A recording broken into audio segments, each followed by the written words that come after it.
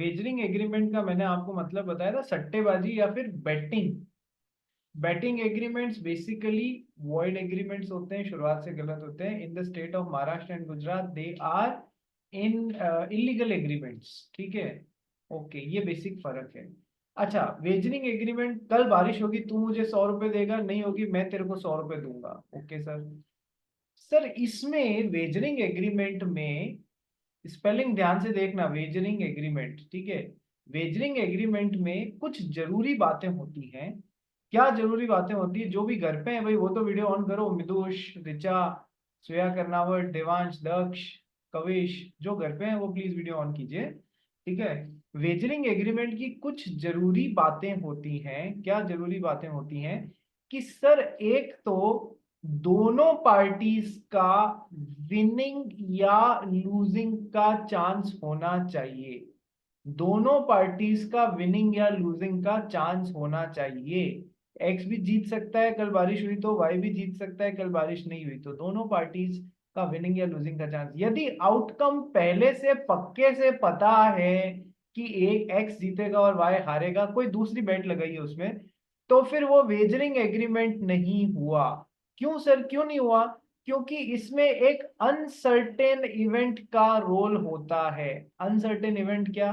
Sir बारिश का आना या नहीं आना वो अनसर्टेन इवेंट है, जिसके ऊपर बेस करेगा कि एक्स वाई को कुछ देगा या वाई एक्स को देगा। तो सर क्या दो बातें निकली हैं कि सर एक तो अनसर्टेन फ्यूचर इवेंट होना चाहिए या अनसर्टेन इवेंट होना चाहिए, जिसके हिसाब से दोनों पार्टीज का विनिंग या लूजिंग का चांस होना चाहिए। ये दो बातें जरूरी हो गई, ठीक है सर। तीसरी बात, सर कोई इन्वॉल्वमेंट ऑफ स्किल नहीं होनी चाहिए, कोई स्किल इन्वॉल्वमेंट नहीं होना चाहिए। यदि आपने अपनी स्किल्स को यूज करते हुए कोई वो जीता है इनाम, तब तो सर वो कोई वेजरिंग में नहीं आता है, ठीक है। और भी जरूरी बातें, इस फ्यूचर अनसर्टेन इवेंट की हैपनिंग या नॉन हैपनिंग पे डिपेंड करेगा, बारिश होने या नहीं होने पे डिपेंड करेगा कि एक्स वाई को पैसा देगा या वाई एक्स को पैसा देगा, ठीक है। चौथी जरूरी बात, और जो कि सबसे one of the most important बात है, क्या? कि सर है ना, apart from the money to be won or lost, apart from the money to be won or lost, there is no other interest of any party. There is no other interest of any party involved. Sir कल बारिश होगी तो तू मुझे 100 रुपए दे देना, नहीं होगी तो मैं तुझे 100 रुपए दे दूंगा, ठीक है। ये जो पैसा जो जीतने या हारने की बात है, इसके अलावा दोनों पार्टीज का कोई और इंटरेस्ट इन्वॉल्व नहीं होता है। सर ये पॉइंट क्या है? देखो ऐसे समझो इस चीज को,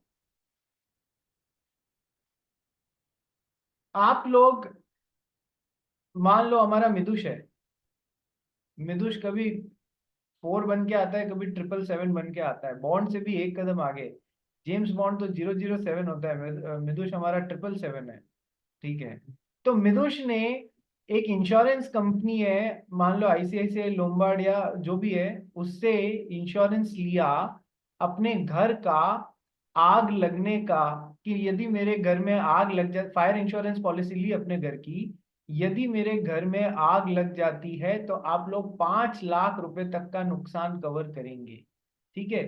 अब सर ये कोई वॉइड एग्रीमेंट या वेजरिंग एग्रीमेंट नहीं है। क्यों नहीं है? क्योंकि यहां पर देखो, ये क्या कर रहा है? सर एक पॉलिसी खरीद रहा है, आईसीआईसीआई क्या कर रहा है, इसको पॉलिसी दे रहा है, protection policy, fire protection policy, और ये उसको प्रीमियम भर रहा है। मान लो 10,000 रुपए का प्रीमियम भरा इस 5 लाख की पॉलिसी के लिए, 10,000 रुपए में अपने आप को 5 लाख तक के लॉस के लिए इसने कवर करवा दिया। Okay sir, now what's happening is, sir ये जो पॉलिसी पे होगा, आग का लगना या नहीं लगना पे डिपेंड करेगा कि आईसीआईसीआई मितुष को पैसा देगा या नहीं देगा, ठीक है सर। सर इधर क्या है, फायर जो अनसर्टेन फ्यूचर इवेंट है, उस पर डिपेंड तो कर रहा है कि आईसीआईसीआई फ्यूचर में करेगा या नहीं करेगा, लेकिन सर वो जो वेजरिंग एग्रीमेंट है उसमें तो अनसर्टेन फ्यूचर इवेंट जो है that is the main part of the contract, कि सर कल ब्रेन होती है तो तू मुझे 100 रुपए देगा, नहीं तो मैं तुझे दूंगा। यहाँ पर जो फ्यूचर अनसर्टेन इवेंट है ये कॉन्ट्रैक्ट का ही पार्ट होता है। जबकि इधर मेन कॉन्ट्रैक्ट क्या है, मैं आपको 10,000 रुपए प्रीमियम दे रहा हूं और आप मुझे फायर प्रोटेक्शन पॉलिसी दे रहे हो, ये मेन कॉन्ट्रैक्ट है। अब इस कॉन्ट्रैक्ट में आईसीआईसीआई को परफॉर्म करना पड़ेगा या नहीं पड़ेगा, ये एक पैरेलल फ्यूचर अनसर्टेन इवेंट पे डिपेंड करेगा। पैरेलल फ्यूचर अनसर्टेन इवेंट पे, यहां पर आग का लगना या नहीं लगना is the parallel future uncertain event. लेकिन यहां पर बारिश का होना या नहीं होना is the main part of the contract. इधर क्या है, जो ये जो सेकंड एग्जांपल बताया ये वैलिड कॉन्ट्रैक्ट है। क्या इंश्योरेंस पॉलिसीज खरीदना वैलिड कॉन्ट्रैक्ट नहीं होते हैं? यस सर, वैलिड कॉन्ट्रैक्ट होते हैं। यदि इंश्योरेंस पॉलिसीज खरीदना वेजरिंग एग्रीमेंट होने लग जाता, सट्टेबाजी होने लग जाता, तो क्या कभी किसी को इंश्योरेंस लेने वाले को यदि क्लेम मिलने में दिक्कत आती तो क्या वो कभी कोर्ट्स का रुख कर सकता था? कोर्ट यही बोलता नहीं भाई तुमने तो वेजरिंग एग्रीमेंट बनाया इसलिए ये कोर्ट में एनफोर्सेबल नहीं है। एक सेकेंड बोलो क्या है, ठीक है। तो कोर्ट्स में सर इसका मतलब ये हुआ कि इंश्योरेंस कॉन्ट्रैक्ट्स आर बिल्कुल वैलिड कॉन्ट्रैक्ट्स। और सर वेजरिंग एग्रीमेंट्स और इंश्योरेंस कॉन्ट्रैक्ट्स में फर्क भी होता है। Insurance contracts are contingent contracts. Contingent contract का मतलब डिपेंडेंट, डिपेंडेंट अपॉन हैपनिंग और non happening of a future uncertain event, fire का लगना या नहीं लगना। फर्क होता है वेजरिंग एग्रीमेंट में और कंटिंजेंट या इंश्योरेंस कॉन्ट्रैक्ट्स में फर्क होता है। ये वॉइड एग्रीमेंट्स होते हैं और ये वैलिड कॉन्ट्रैक्ट्स होते हैं। Number one. Number two, Richa ji क्या हो गया? अकेले अकेले मत हंसो, हमको भी जोक शेयर करो। कुछ नहीं सवाल। अच्छा चलो, ओके नेक्स्ट। अब क्या तुम लोग को फर्क समझ में आया? Contingent contract, contingent means dependent, contingent contract और वेजरिंग एग्रीमेंट, क्या क्या फर्क है? या इंश्योरेंस कॉन्ट्रैक्ट भी बोल लो, ठीक है। क्या क्या फर्क है कि सर ये तो वॉइड एग्रीमेंट होते हैं, ये वैलिड कॉन्ट्रैक्ट्स होते हैं, ठीक है। यहां पर अनसर्टेन फ्यूचर इवेंट पे डिपेंड करता है, यहां पर भी एक अनसर्टेन फ्यूचर इवेंट होता है। ये लेकिन फर्क क्या है कि ये uncertain future event is main part of the contract, whereas this uncertain future event is not the main part of the contract, rather it is a parallel event to the main contract। हाँ उस पर depend जरूर कर रहा है कि ICICI को perform करना है या नहीं, but it is the parallel event to the main contract. ये एक फर्क रहेगा, ठीक है। ये ऐसे अपने को डिफरेंसेस देखने रहेंगे। ओके सर, आ जाओ अब सट्टेबाजी वाले पे वापस चलते हैं, वेजरिंग एग्रीमेंट पे चलते हैं, समझते हैं, पढ़ते हैं। नंबर वन बहुत लंबा, थोड़ा सा लंबा है और इस पे भी अलग से क्वेश्चंस आते हैं कि ये एग्रीमेंट्स दिखते तो वेजरिंग एग्रीमेंट्स जैसे हैं पर ये वेजरिंग एग्रीमेंट्स नहीं होते हैं। इस पे अलग से भी क्वेश्चन आ जाता है, explain the agreements which look like wagering agreements but are not wagering agreements, they are except, पूछ क्या रहा है? exceptions to wagering agreements। फिर क्या पूछ रहा है? इंश्योरेंस कॉन्ट्रैक्ट और वेजरिंग एग्रीमेंट में क्या फर्क होता है। फिर इफेक्ट्स ऑफ वेजरिंग एग्रीमेंट्स, फिर एग्रीमेंट्स डिपेंडेंट अपॉन इम्पॉसिबल, ये तो नेक्स्ट पॉइंट आ गया। चलिए चालू करते हैं अपना वेजरिंग एग्रीमेंट। दक्ष अग्रवाल कहाँ चला गया? हाँ सर। पढ़ना स्टार्ट कर बेटा। A wag- a wagering agreement is a promise to pay money or money's worth upon happening or non-happening of some uncertain future event. A wagering agreement is what? ठीक है, Example. अरे अरे रुक जा। A wagering agreement is a promise to pay money और money is worth, मैं तुझे 100 रुपए दूंगा या फिर तू मुझे 100 रुपए देना, अपॉन हैपनिंग और नॉन हैपनिंग बारिश के of some future uncertain event. बारिश आना या नहीं आना एक अनसर्टेन इवेंट है, यस सर। तो वो बारिश आएगी तो तू 100 देना, नहीं तो मैं 100 दूंगा, अपॉन हैपनिंग और non happening of some future uncertain event. Wagering agreement is a promise to pay money और मनी इज वर्थ, बस पैसे का ही इन्वॉल्वमेंट होता है, कोई दूसरा इन्वॉल्वमेंट नहीं होता है। ये भी तो एक फर्क है कि सर इधर तो केवल मनी, वॉइड वेजरिंग एग्रीमेंट में तो apart from the money to be won और lost no other interest of any party is involve, जबकि इधर जो बंदा फायर इंश्योरेंस पॉलिसी ले रहा है वो कोई सट्टेबाजी कर रहा है क्या? नहीं, वो अपने घर को सेफ गार्ड करने के लिए ले रहा है। So some other interest of the party is definitely involve. Yes I'm sorry. Yes or no? Yes, sir. Some other interest of the party is definitely involved. ठीक है, क्या इंटरेस्ट है? अपना घर को सेफ गार्ड करना।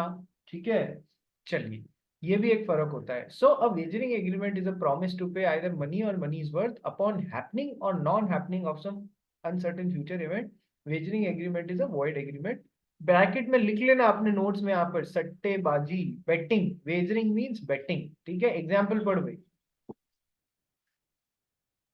Example, A agrees with B that if it rains today, he will pay rupees 100, and if there is no rain, will pay A rupees 100. The agreement is wagering agreement and what? The agreement is wagering agreement and is void. ठीक है भाई, समझ में आ गया?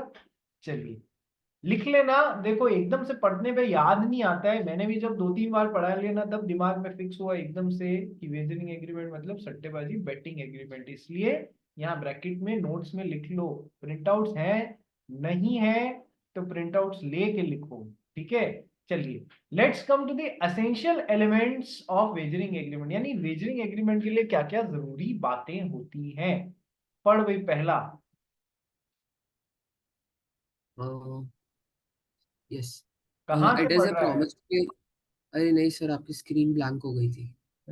सबको मेरी screen blank दिख रही है क्या भाई? अरे, सर अब आ गई आपकी। आ गई। तू अपना हाँ। लैपटॉप या मोबाइल चेंज करता है यार, क्या प्रॉब्लम क्यों करता है तेरे को? बात करूं क्या पापा से? हम्म। नहीं नहीं सर, मैं सेलेक्ट लूंगा। अच्छा, सलट लेगा, ठीक है, नहीं सलटे तो बताना। हाँ सर। हम्म। पर It is a promise to pay money or money's worth on the happening or non-happening of the specific event. क्या है? Second, अरे अरे, एक पॉइंट पढ़ के रुक, मेरे को भी समझाने का टाइम दे। It is a promise to pay money और मनी इज वर्थ, पैसा या पैसे के बराबर कोई चीज, कि कल बारिश होती है तो तू अपनी मोटरसाइकिल दे देना, नहीं तो मैं अपनी मोटरसाइकिल दे दूंगा। Okay, no problem. It is a promise to pay either money और money is worth on the happening और non happening of specific future uncertain event, बारिश का होना या नहीं होने पे। सेकेंड पॉइंट,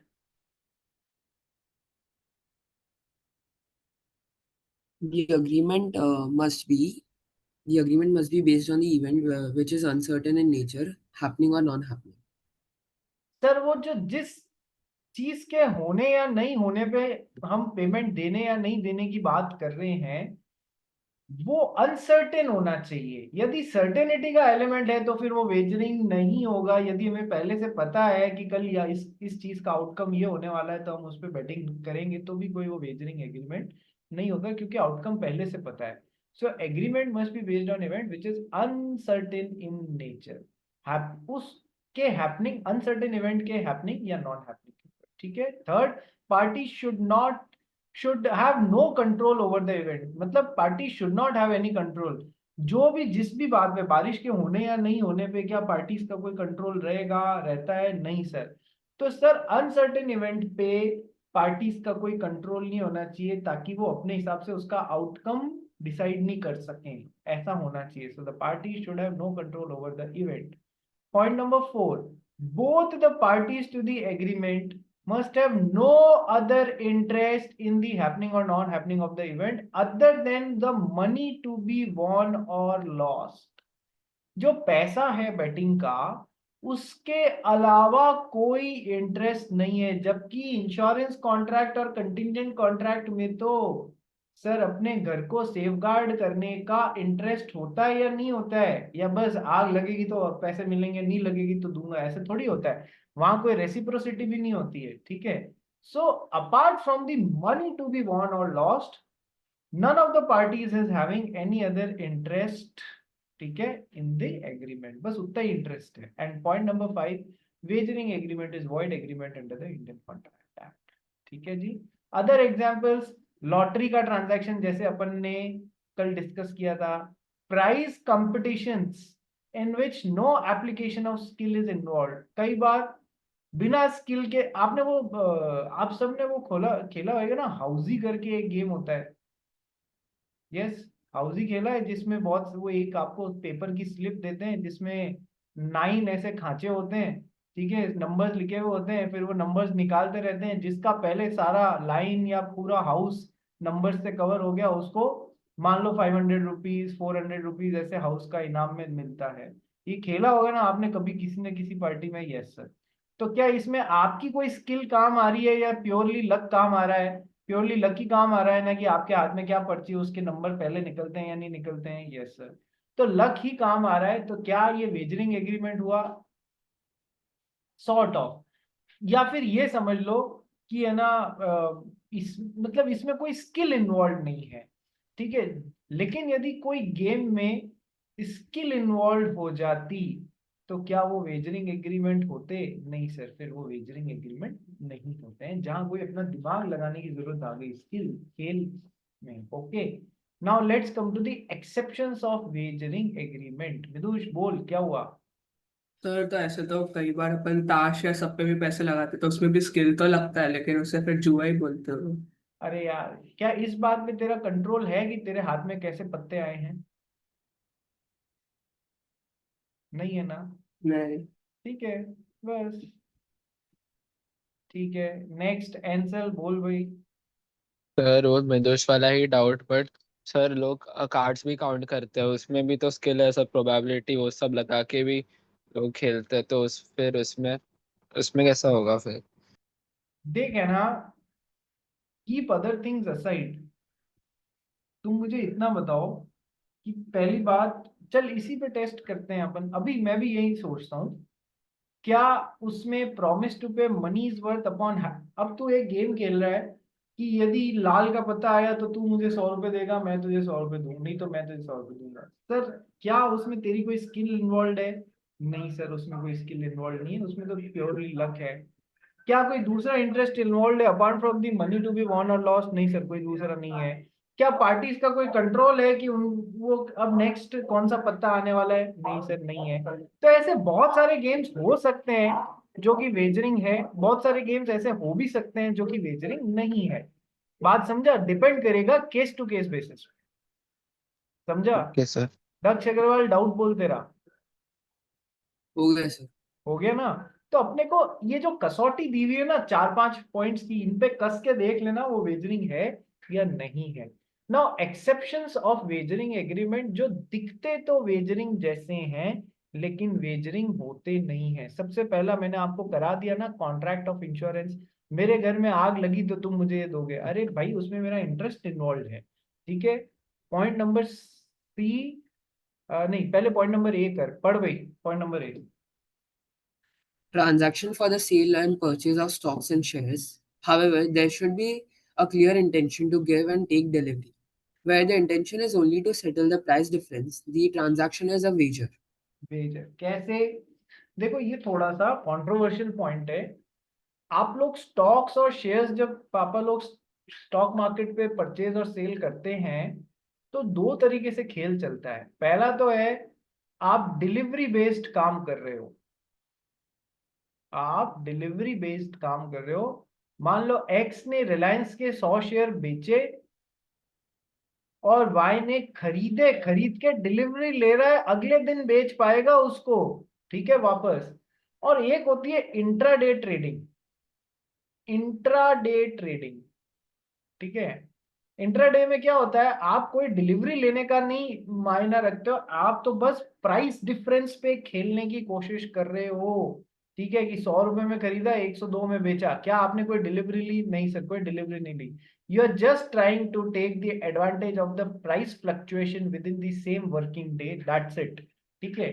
हम क्या कह रहे हैं कि सर, ये वाला जो delivery based trading, price dealing in stocks and shares जो है of different companies, if it is delivery based, मतलब आप सही में वो शेयर खरीद रहे हो, अपने अकाउंट में ले रहे हो, वगैरह वगैरह, if it is delivery based it is not a wagering transaction, it is not a wagering agreement, ठीक है। दिखता है वैसा पर है नहीं। लेकिन जहां पर आप प्राइस डिफरेंस का कोशिश, बस उद्देश्य इतने, कोई डिलीवरी नहीं, कुछ नहीं, केवल प्राइस डिफरेंस में खेलने की कोशिश कर रहे हो, तो फिर वो हम उसको वेजरिंग मान सकते हैं। इनफैक्ट इंडिया में, सुनना, इंडिया में इंट्राडे ट्रेडिंग अलाउ अलग से करी गई है।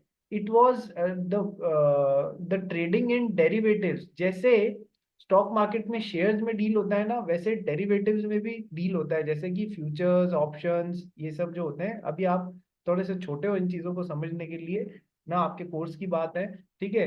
तो derivatives were band in India till the year 2000, 2000 तक इंडिया में डेरिवेटिव्स को बैन कर दिया। डिलीवरी बेस्ड काम ले रहे हो, दाल मंगा रहे हो, चावल मंगा रहे हो, कॉपर मंगा रहे हो, ठीक है, that is a separate thing. लेकिन डिलीवरी बेस्ड नहीं, केवल प्राइस डिफरेंस में खेलने की डेरिवेटिव्स में कोशिश कर रहे हो, तो वो इंडिया में बैन था। बाद में ग्लोबलाइजेशन वगैरह हुआ तो इस फील्ड को खोल दिया गया, चलो खोल दो यार, कोई बात नहीं, that is a separate thing. But contract act के हिसाब से, मैं दूसरे एक्ट की बात नहीं कर रहा हूँ, अंडर द दूसरा लॉज खोल दिया। कॉन्ट्रैक्ट एक्ट के हिसाब से जहां पर डिलीवरी बेस्ड काम करने की आप कोशिश कर रहे हो, वो तो वैलिड कॉन्ट्रैक्ट है, वो कोई वेजरिंग एग्रीमेंट नहीं है। और जहां पर आप केवल प्राइस डिफरेंस की कोशिश लेने, डिफरेंस की एडवांटेज लेने की कोशिश कर रहे हो, वो वेजरिंग एग्रीमेंट हो सकता है, ठीक है। चलिए, दक्ष अग्रवाल बोलिए, क्या हुआ? ये डिलीवरी वाला कंसेप्ट समझा नहीं मुझे। क्या होता है, दो तरीके से स्टॉक मार्केट में काम होता है। एक तो क्या होता है, दक्ष अग्रवाल ने अपना अकाउंट खोला, मान लो जीरोधा के साथ में। जीरोधा उसको दो तरीके से फैसिलिटीज देता है कि आप एक तो इंट्राडे ट्रेडिंग कर लो और एक डिलीवरी बेस्ड काम कर लो, ठीक है। डिलीवरी बेस्ड काम का मतलब है, दक्ष अग्रवाल ने यदि मिस्टर एक्स से 100 रिलायंस के शेयर खरीदे हैं, तो वो उन्हें सेम डे नहीं बेचेंगे, वो उनके पहले अकाउंट में आएंगे, फिर अगले या उससे अगले दिन बेच पाएंगे। यहां पर उनका उद्देश्य केवल प्राइस डिफरेंस का वो एडवांटेज लेने का नहीं था। इंट्राडे में क्या होता है, जो रिलायंस के 100 शेयर दक्ष अग्रवाल ने सेम डे में खरीदे हैं, वो उसी तारीख में वापस बेच भी देगा, intraday, same day, with in the same day. तो यहां पर वो जस्ट क्या कर रहा है, वो कोई डिलीवरी लेने की कोशिश नहीं कर रहा है रिलायंस के शेयर की, वो जस्ट प्राइस के डिफरेंस में खेलने की कोशिश कर रहा है। बात तो समझ में sir, I? In case of delivery आप एक दिन में शेयर लेके उसी दिन नहीं बेच सकते। हाँ नहीं, उस दिन आएगा ही नहीं तो बेचेगा कहाँ से, टाइम अच्छा। लगता है आने में। ठीक है, 1 मिनट होल्ड करना।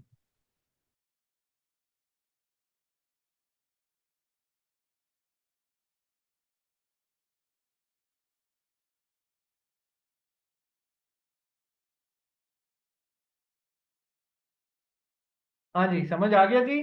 तो सर, जहां पर डिलीवरी बेस्ड, कई जने कहते हैं ना स्टॉक मार्केट तो सट्टा है, सुनी होगी ये बात आप लोगों ने, स्टॉक मार्केट तो सट्टा है। अरे हाँ भाई है, लेकिन जहां पर डिलीवरी बेस्ड ट्रेडिंग की बात हो रही है ना, वहां पर स्टॉक मार्केट सट्टा नहीं माना गया है, वेजरिंग एग्रीमेंट नहीं माना गया है। क्या ये बात समझ में आ गई? देखो पढ़ लो। Transaction for the sale and purchase of stocks and shares is not considered as a wagering agreement. अपन क्या पढ़ रहे हैं? Exceptions of wagering agreements. However, there should be a clear intention to give and take delivery of those shares and stocks. Where the intention is only to settle the price difference, the transaction is a wagering agreement. ठीक है, आइए point number B, prize competitions which are games of skill. Sir, जहां पर skill involve हो गई, वो wagering नहीं होगा, ठीक है।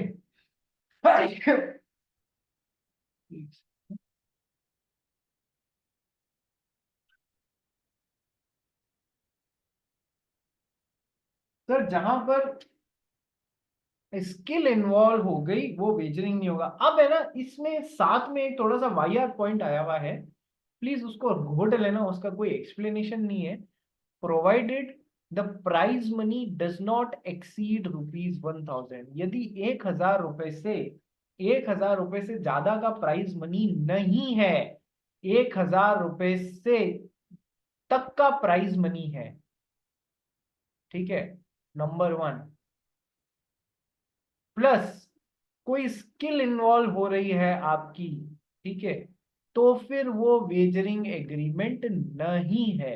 यदि आपकी कोई स्किल इन्वॉल्व हो रही है और prize money less than equals to 1000 है, तो वो वेजरिंग एग्रीमेंट नहीं है। इसका कई लोगों ने काउंटर दे, देखो एक्ट कब बना हुआ है रे, 1872 का बना हुआ है, कुछ खामियां अभी भी रह गई हैं इसमें।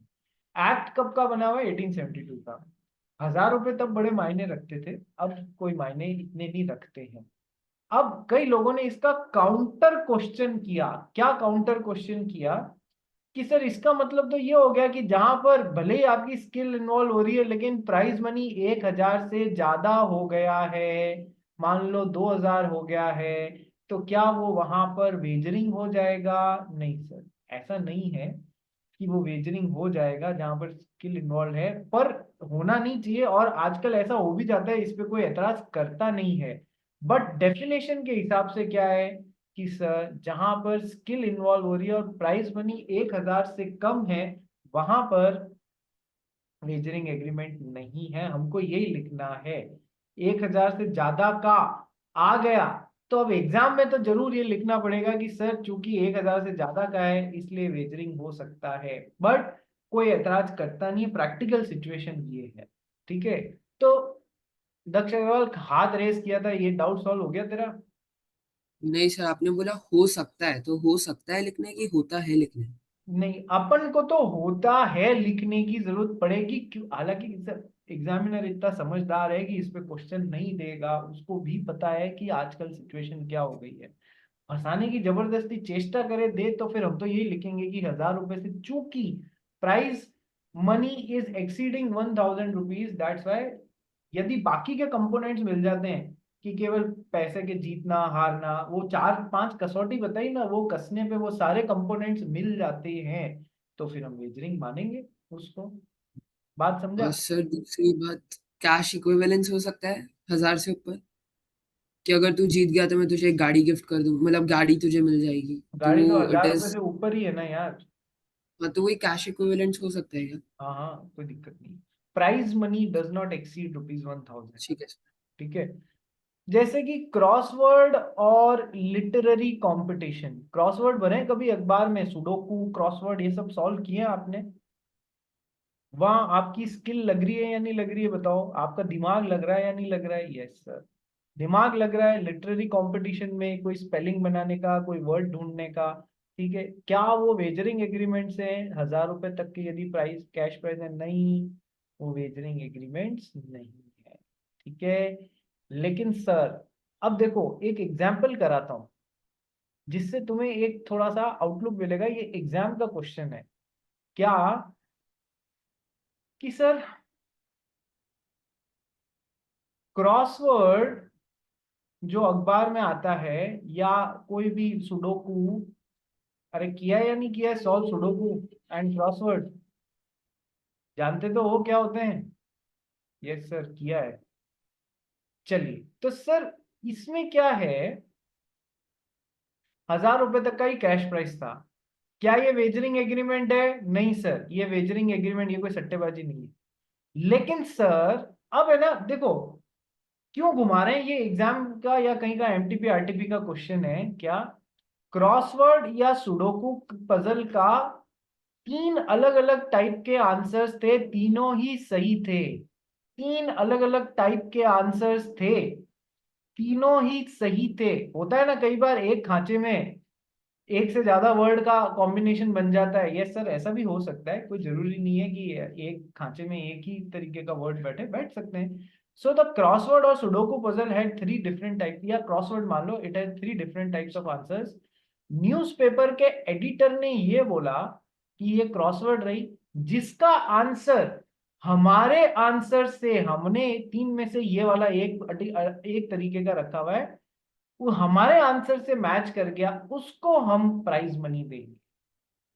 अब ये तो गेम ऑफ चांस हो गया ना यार, कि 3 में से किसी ने पहला सोल्यूशन निकाला जो सही था, किसी ने दूसरा निकाला जो सही था, किसी ने तीसरा निकाला जो सही था। ओके,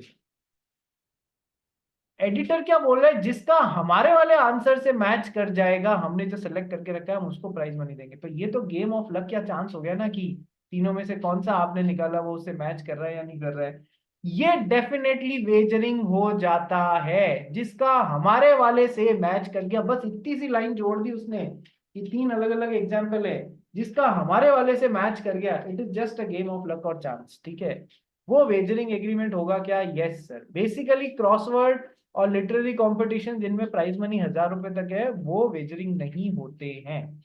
लेकिन जिसमें एडिटर ने ऐसा एक छोटी सी लाइन लिख दी कि जिसका हमारे साथ में मैच करेगा हम उसको प्राइस में नहीं देंगे। अब इसमें वेजरिंग के कंपोनेंट्स आ जाते हैं, फिर वो वेजरिंग हो जाएगा, अदरवाइज वो skill price up to 1000 not wagering.